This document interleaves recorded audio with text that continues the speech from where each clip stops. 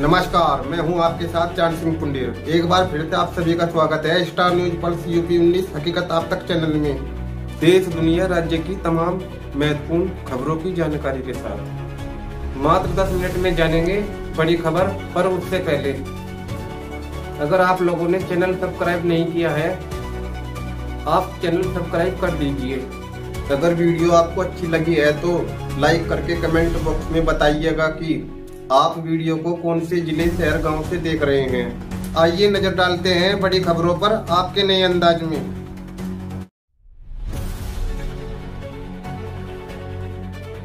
नमस्कार दोस्तों, यूपी की सुर्खियों में आपका स्वागत है। आज है 16 अक्टूबर 2025, दिन बृहस्पतिवार। आइए नजर डालते हैं फटाफट आपके नए अंदाज में यूपी की खबरों पर। खबर फटाफट। उत्तर प्रदेश सरकार ने दीपावली से पहले किसानों को बड़ा तोहफा दिया है। राज्य कृषि विकास कार्यक्रम के तहत लगभग 200 करोड़ रुपए की परियोजना को मंजूरी दी गई है। इसका उद्देश्य कृषि उत्पादन बढ़ाना और ग्रामीण अर्थव्यवस्था को सशक्त बनाना है। मुख्य सचिव एसपी गोयल ने समयबद्ध कार्यान्वयन के निर्देश दिए हैं। परियोजना में किसान कल्याण केंद्र, मृदा परीक्षण भवन, जल प्रबंधन, bio fertilizer lab, poultry farm, tissue culture lab, प्रशिक्षण केंद्र और गोदाम निर्माण शामिल है। ये पहल प्रदेश में कृषि क्षेत्र के विकास को नई दिशा देगी। खबर फटाफट। उत्तर प्रदेश सरकार एमपेक्स में सचिव, लेखाकार और चौकीदार के 15,000 रिक्त पदों पर भर्ती करने जा रही है। नई नियमावली तैयार की जा रही है, जिसके तहत भर्ती अब जिला स्तर पर सहायक आयुक्त सहकारिता के माध्यम से होगी। सचिव और लेखाकार पद के लिए न्यूनतम योग्यता स्नातक और वेतनमान 16,000 प्रतिमाह प्रस्तावित है। कंप्यूटर ऑपरेटर आउटसोर्स पर रखे जाएंगे। पहले ये भर्तियां मंडल स्तर से होती थी। सहकारिता मंत्री JPS राठौर के अनुसार अगले 6 महीनों में प्रक्रिया पूरी होगी। ये कदम ग्रामीण सहकारी ढांचे को मजबूती देने की दिशा में अहम माना जा रहा है। खबर फटाफट। किसानों से खाद का भंडारा न करने की अपील। प्रदेश में पर्याप्त उर्वरक उपलब्ध। कृषि मंत्री सूर्य प्रताप शाही ने किसानों से अपील की है कि वे रबी फसल के लिए उर्वरकों का अनावश्यक भंडारण न करें, ताकि सभी किसानों को समय पर खाद मिल सके। उन्होंने बताया कि प्रदेश में 10.76 lakh ton urea, 4.93 lakh ton DAP और 4.85 लाख टन NPK और 3.14 टन SSP उपलब्ध है। अब तक 123 यूरिया रैंक में से 85 जिलों को भेजी जा चुकी है। मंत्री ने किसानों से सहयोग की अपील करते हुए कहा कि सरकार खाद की आपूर्ति सुनिश्चित करने के लिए सतत प्रयासरत है। खबर फटाफट। उत्तर प्रदेश सरकार ने युवाओं को राज्य में ही रोजगार देने की दिशा में बड़ा कदम उठाया है। इन्वेस्ट यूपी के तहत कौशल कनेक्ट सेल का गठन किया जाएगा, जो तकनीकी व प्रशिक्षित युवाओं को औद्योगिक इकाइयों से जोड़ने का कार्य करेगा। स्टीयरिंग कमेटी ने इस प्रस्ताव को मंजूरी दे दी है। अब युवाओं को नौकरी के लिए बाहर नहीं जाना पड़ेगा।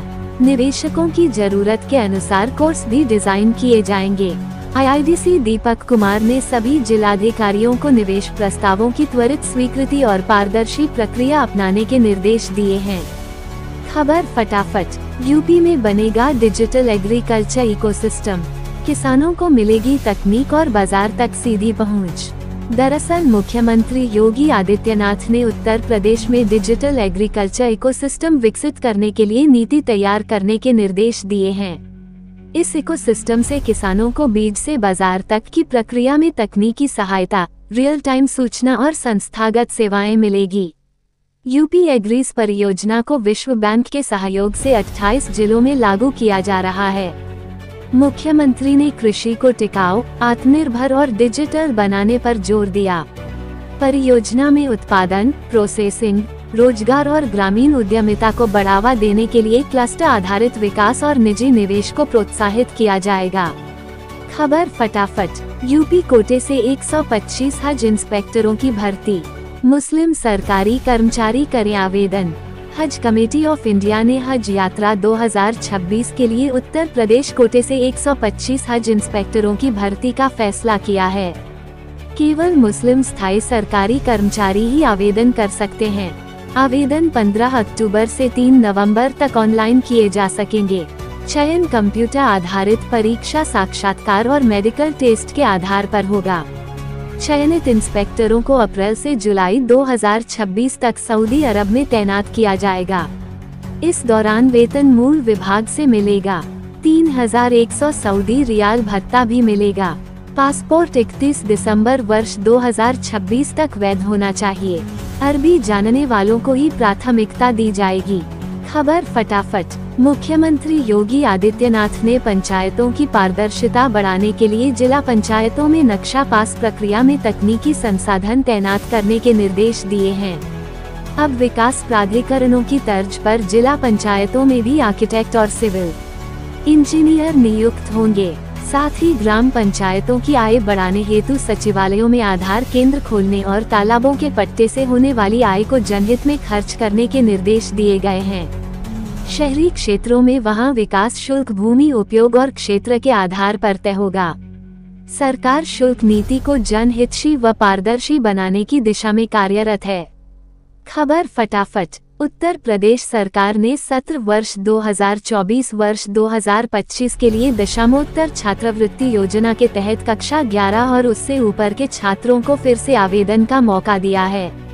SC/ST छात्रों के लिए आय सीमा 2.5 लाख और OBC सामान्य व अल्पसंख्यकों के लिए 2 लाख निर्धारित है। आवेदन 27 अक्टूबर से 1 नवंबर वर्ष 2025 तक ऑनलाइन किए जा सकेंगे। पात्र छात्रों के खातों में छात्रवृत्ति राशि 28 नवंबर को ट्रांसफर की जाएगी। आवेदन और जानकारी के लिए आधिकारिक वेबसाइट पर जाएं। खबर फटाफट। गोरखपुर में 19 से 23 अक्टूबर 2025 के बीच त्योहारों के चलते बैंक 4 दिन बंद रहेंगे।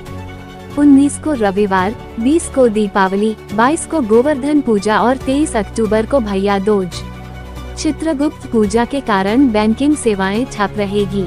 इस दौरान केवल 21 अक्टूबर को ही बैंक खुलेंगे। यूपी बैंक एम्प्लॉय यूनियन के जिला अध्यक्ष आशुतोष सिंह ने लोगों से अपील की है कि वे अपने बैंकिंग कार्य समय पर निपटा ले ताकि अवकाश के दौरान किसी असुविधा का सामना न करना पड़े। खबर फटाफट। उत्तर प्रदेश में त्योहारों के दौरान मिठाई में ब्लीचिंग पाउडर और डिटर्जेंट जैसी हानिकारक चीजों के इस्तेमाल का खुलासा हुआ है। खाद्य सुरक्षा विभाग ने गोरखपुर की मिठाई दुकान में छापा मारकर 70 किलो मिलावटी मिठाई नष्ट की। ब्लीचिंग पाउडर से मिठाई सफेद और चमकदार दिखती है, लेकिन इसके सेवन से आंतों में घाव, कैंसर और अन्य गंभीर बीमारियां हो सकती है। विभाग ने नमकीन और खोवा से मिलावट के कई मामले भी पकड़े हैं। बिना पंजीकरण खाद बेचने वालों पर सख्ती बढ़ाई गई है। जनता से सतर्क रहने और केवल स्वच्छ दुकानों से खरीदारी की अपील की गई है। खबर फटाफट। मुख्यमंत्री योगी आदित्यनाथ ने दीपावली के अवसर पर कहा कि प्रदेश में पिछले 8 वर्षों से सभी त्योहार शांति और सौहार्द के साथ मनाए गए हैं। किसी ने अगर उत्सव में व्यवधान डाला तो उसे जेल की सलाखें देखने को मिलेगी। उन्होंने बेटियों की सुरक्षा पर सख्त रुख दिखाते हुए कहा कि छेड़खानी करने वालों को यमराज का टिकट कटवाना पड़ेगा। साथ ही उन्होंने स्वदेशी सामान खरीदने और गरीबों की मदद करने की अपील की। योगी ने कहा कि अब दंगाइयों के आगे घुटने नहीं टेकने पड़ते।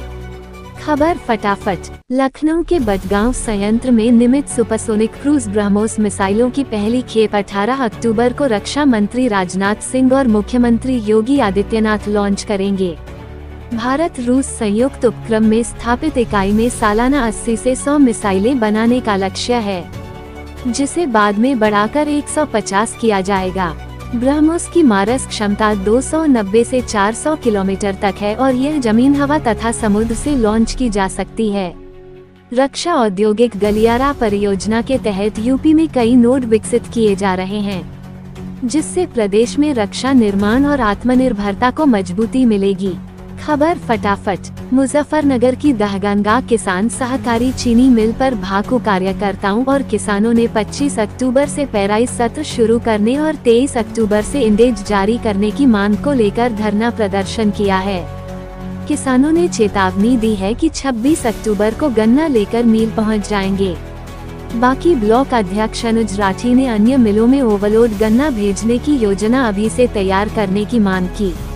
नील प्रबंधन ने आश्वासन दिया कि मांगे उच्च अधिकारियों तक पहुंचाई जाएगी। किसानों ने टेंडर प्रक्रिया में अनियमितता और स्थानीय कर्मचारियों की अपेक्षा का भी आरोप लगाया।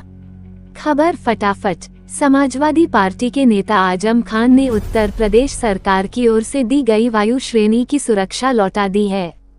उन्होंने कहा है कि उनकी माली हालत ठीक नहीं है, सुरक्षा कर्मियों के लिए गाड़ी भी नहीं है। आजम ने तंज कसते हुए कहा कि अगर मुझे कुछ हो गया तो संसद विधानसभा में कहा जाएगा कि मैं अच्छा आदमी था, पर यह नहीं कि मुझ पर मुर्गी भैंस चोरी के केस थे। उन्होंने सरकार से सुरक्षा के दस्तावेज मांगे और स्पष्ट किया कि बिना आधिकारिक जानकारी के सुरक्षा नहीं लेंगे। खबर फटाफट। उत्तर प्रदेश में 16 अक्टूबर को बारिश से राहत मिलने की संभावना है। मौसम विभाग ने प्रदेश के सभी जिलों को ग्रीन जोन में रखा है, यानी किसी भी जिले में बारिश की संभावना नहीं जताई गई है। हालांकि आसपास साफ सफाई रहने और नमी के कारण उमस भरी गर्मी लोगों को परेशान कर सकती है। तापमान में भी हल्की बढ़ोतरी देखने को मिल सकती है। आपको बता दें, अगस्त में प्रदेश में भारी बारिश के चलते कई जिलों में बाढ़ जैसे हालात बन गए थे। अब मौसम सामान्य होने की उम्मीद है।